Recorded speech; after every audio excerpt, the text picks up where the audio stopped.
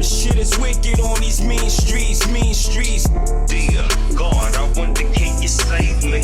The 70s into the early 90s was New York in its rawest form. No gloss, no filters, just grit, gun smoke, and survival written on every block. And if the city was a battlefield, Harlem was the front line. Uptown wasn't just a neighborhood back then, it was the stage where ambition, hunger, and desperation collided head-on. North of 110th, the air was thick with soot. Burnout buildings stood like tombstones, and the pavement stayed cold with stories the cops never solved. But out of that concrete wasteland, giants rose, men who carved their names into both street legend and pop culture forever. You had Bumpy Johnson, the smooth operator with a mind like a chessboard and a grip on Harlem tighter than a noose.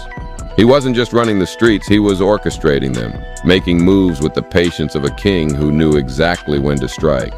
Then came Frank Lucas, the protege who flipped the game upside down, flying dope straight from overseas and flooding Harlem with a brand that made him untouchable for a minute. His name echoed in mink coats, fedoras, and whispered warnings on the corners. And then there was A.Z. Faison, the quiet architect of a whole new hustle.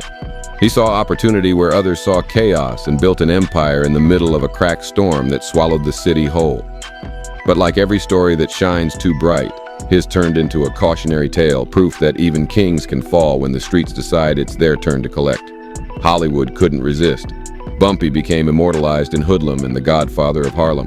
Frank's saga lit up American Gangster with mink coats and blue magic. AZ's legacy got retold in Paid in Full, a film that showed just how thin the line between power and peril really was in the crack era. But strip away the movie lights, and what's left is the real Harlem. Blood in the gutters, boarded up dreams, and a hustle that never slept. The films made legends, but the streets kept scars. And those scars, they're still written into the DNA of Harlem today. Say the name Fritz uptown and you'll feel the silence that follows. It ain't just respect, it's that ghostly weight. The kind of presence that lingers even after the man himself ain't around to cast a shadow. Fritz wasn't a myth, though the streets talk about him like one. He was flesh and blood, a quiet storm out of 112th Street, pushing more weight in a month than most hustlers touched in a lifetime. 300 to 500 keys, steady, like clockwork. That wasn't hustling, that was conducting a symphony, moving pieces on a board so big even the feds struggled to see the whole picture. He wasn't flashy, wasn't loud, no neon lights or big entourages trailing behind him. While Harlem's young legends like Rich Porter were making headlines in whispers and headlines in tragedy, Fritz was the one supplying them, keeping the city swimming in powder without ever stepping into the spotlight. Outside of a quick salute from Nas on Get Down and some coded street chatter, his name barely escaped the asphalt. That was his genius, moving oceans of product while staying invisible. It was the art of disappearing in plain sight. Fritz wasn't just a dealer, he thought like a CEO. His empire was lean, strategic, surgical. Too many trusted Ace and Charles Chucky Kane held it down by his side.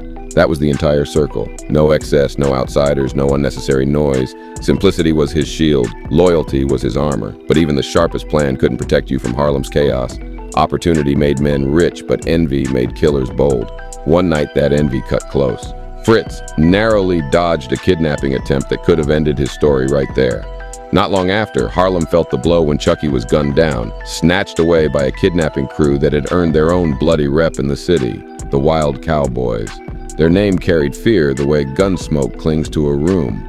It was a reminder that no matter how calculated the moves, the streets could still flip the script. The heat didn't stop there. By the next year, the law came crashing down on the Cowboys. The feds lined 9 of them up on paper, pinning murders and chaos to their names like trophies.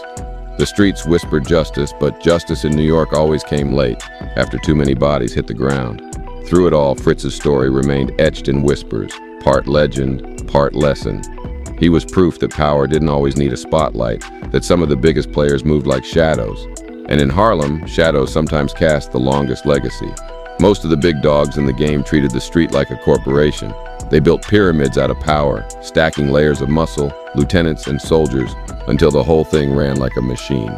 Crews like the Supreme Team, the Chambers Brothers, the Council, they thrived off structure. Corners stayed busy 24 hours, shifts rotated like a factory floor, and discipline was as strict as any army. You had lieutenants watching lieutenants, soldiers clocking in like it was 9 to 5, and by week's end, workers lined up for envelopes like they were picking up paychecks from a legit job. Take Nicky Barnes, Mr. Untouchable himself. He broke it down in his own words. His operation moved like a chess game with every piece playing its part. The product came in from Jersey or Queens, but nobody ever carried it straight to Harlem. There were layers of runners, drivers, and middlemen, all designed to keep Barnes himself untouched. It was logistics on a military level, buffers built into every step, and precision that let the whole thing breathe without ever showing its lungs. That was the blueprint. If you wanted to reign, you followed the playbook. Big crews, multiple stash spots, muscle on call, and a flashy presence that let the city know who was in charge. But then you had Fritz, and Fritz didn't follow nobody's script. While the heavyweights turned themselves into public figures, Fritz went the other way. No armies, no crack houses buzzing all night, no complicated routes that needed 10 different cars just to move a package. He stripped the hustle down to its bare bones. His genius wasn't in numbers, it was in subtraction. Less noise, less faces, less chances for something to blow back. He didn't need the fame, he didn't want the spotlight. His weapon was invisibility. Where others built empires out of bodies and attention, Fritz built his off silence. He kept his moves simple and his circle tight, avoiding the reckless violence and ego that swallowed so many hustlers whole. While rivals flashed jewels and chased headlines, he stayed ghost, moving weight so heavy it should have bent the pavement under his feet, but leaving so little trace that even the alphabet boys struggled to catch his shadow. In a city where visibility meant vulnerability, Fritz's low-key nature wasn't weakness, it was armor. He thrived by being the opposite of what the streets expected. And that's why his name still lingers in whispers, proof that sometimes the loudest power is the one that never raises its voice. Back in the 70s, Harlem was already alive with noise, but when Fritz and his people touched down from Charleston, South Carolina, they planted themselves right in the middle of a fire. 112th Street between 7th and 8th wasn't just another uptown block. It had its own pulse, its own storm brewing, and sitting at the center of it all was Queen Bee. She wasn't just some hustler chasing paper. She was a nurse turned queenpin, running her own lane in the heroin game, already moving weight and holding clout inside the same building Fritz called home. For a young Fritz, it was fate and opportunity colliding. Bee spotted him, took him under her wing, and gave him the type of schooling the streets don't offer in books. With her as his supplier, Fritz wasn't crawling into the hustle. He was catapulted. He went from rookie to earner fast, pulling down 60 bands a week in profit. For somebody just stepping into the arena, that was beyond a come-up. That was a crown waiting to be snatched. But Harlem don't let good runs last forever. Queen Bee had her own battles, and those demons came dressed in white powder. Her habit started eating at her decisions, clouding the same instincts that once made her a force. The cracks in her empire widened, and eventually the bond between her and Fritz split apart. What looked like a loss at the time was really a setup for his evolution. He didn't waste energy mourning the fallout. He used the break as fuel, turning it into momentum. But this is Harlem, and nothing stays clean. The game always finds a way to remind you who's really in charge. One deal went left when a supplier pushed him a bad batch. Arguments over money turned into bullets, and Fritz got lit up. 5 shots tearing through him, enough to end most men. But instead of folding, he wore those scars like a badge. Even from a hospital bed, his mind stayed locked on the grind. That near-death moment became the pivot point. While he healed, Fritz lined up a move that would shift his whole trajectory.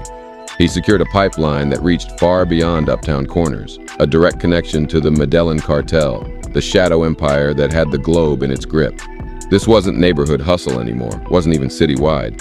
Fritz had leveled up from block player to international plug, with his hand on a faucet that could flood Harlem with product at will. The kid from Charleston wasn't just surviving the streets, he was rewriting how the streets worked. 2 years after staring death in the face, Fritz came back sharper, colder, and more patient than ever.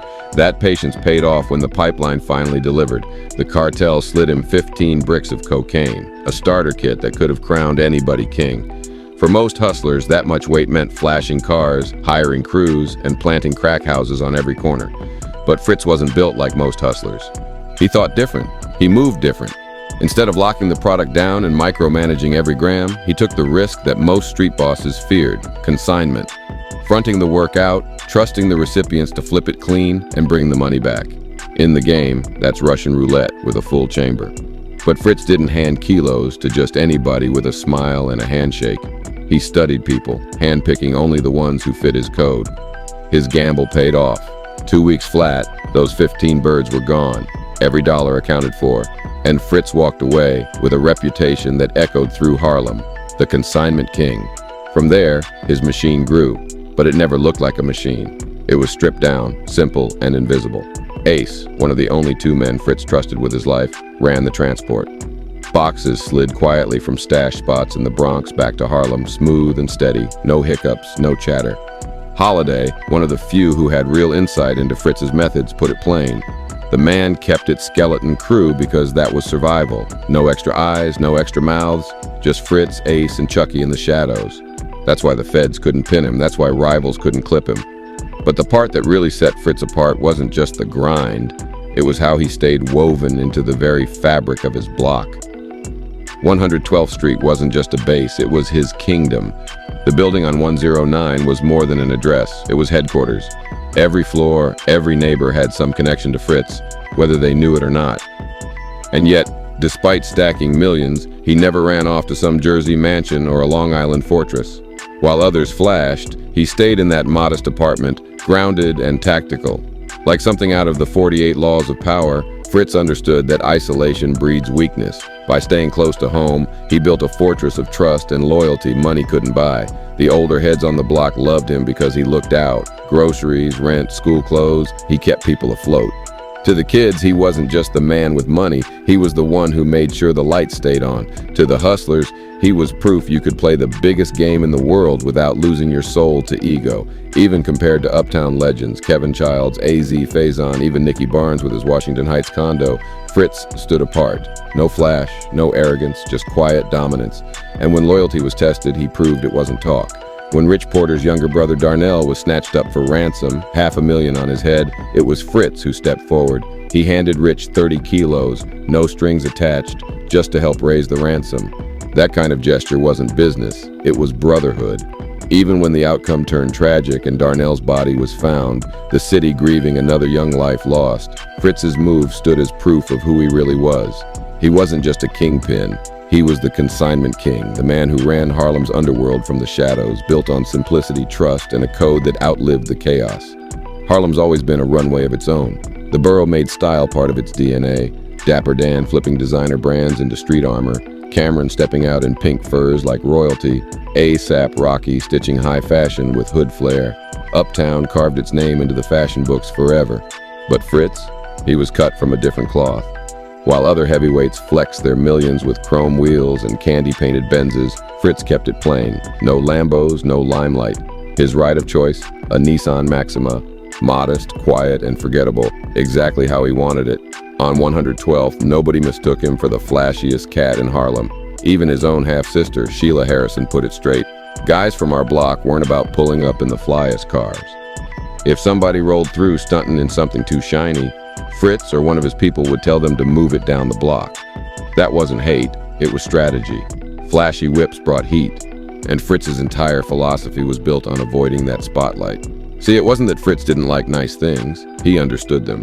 He just knew that standing out in Harlem in the 80s and 90s was like painting a bullseye on your back. The wolves were everywhere. Robbery crews, extortion cliques, and hit squads like Preacher's Crew, the Lynch Mob, and the Wild Cowboys. They preyed on flash, feasted on anyone who thought they were untouchable. Fritz knew better. Staying under the radar kept him breathing. But no matter how careful, Harlem's predators always circled. Even Fritz found himself in their sights. The Wild Cowboys tried him and his family more than once, looking to cash in or break his grip on the streets. Every attempt came up short, but each one was a reminder. No king stays safe forever, not even the quiet ones. Fritz's empire wasn't a small hustle, it was a tidal wave. Moving 300 to 500 kilos into the city month after month changed neighborhoods forever. Money stacked high, yes, but so did the bodies, the broken families, and the addicts chasing rocks into early graves. Fritz took care of his neighbors, helped old heads with rent, bought groceries, put clothes on kids' backs. But the flip side of that generosity was a silent devastation that no handouts could cover up. That's the contradiction. Fritz gave with one hand while feeding the fire with the other. But that paradox wasn't unique to him. America itself has always lived in contradictions, propping up democracy in one breath while backing coups and bloodshed in another. Harlem was just a microcosm of the same story. Fritz embodied that duality. A man respected for easing the weight of poverty on his block, but also a dealer whose product deepened the same struggle. To some, he was a savior. To others, a villain. In reality, he was both at once, a kingpin who mastered discretion but could never escape the consequences of the empire he built in silence. In the summer of '91, Harlem whispered about a loss that didn't add up. Evelyn Simmons, Fritz's sister, would later say his life ended not in a blaze of gunfire, but through something far more cruel and quiet. After catching a bullet and ending up in a hospital bed, Fritz was given a blood transfusion. That move, routine for anyone else, would end up sealing his fate. Somewhere in that process, he was hit with HIV. The details stayed murky, the truth clouded by the same shadows that always seemed to follow him. But one thing rang clear. The game had lost one of its sharpest players way too early. Fritz's story didn't close with just a body on a hospital bed. He left behind kids who carried his name, stacks of money that most would never touch in a lifetime, and a brownstone he never even stepped foot in. A quiet monument to how he moved, stacking without stunting, building without bragging. He never needed to wear his wealth on his sleeve, and that restraint was part of what made him different. He ran the game like a chess match, staying away from the cameras, steering clear of the reckless shootouts that swallowed so many of his peers. He wasn't innocent. The bricks he pushed cracked open families and shook neighborhoods. But Fritz operated by a code, his code. He got his paper, stayed under the radar, and still found ways to pour back into the same blocks that raised him. That's the contradiction people remember. He was both the quiet benefactor and the silent storm. Harlem never got a full explanation of his end, and maybe it never will. But what's undeniable is the imprint he left, one that still echoes up and down those avenues. Fritz didn't just play the game. He rewrote it on his own terms. A Harlem legend gone too soon, resting with a legacy as layered as the streets that crowned him.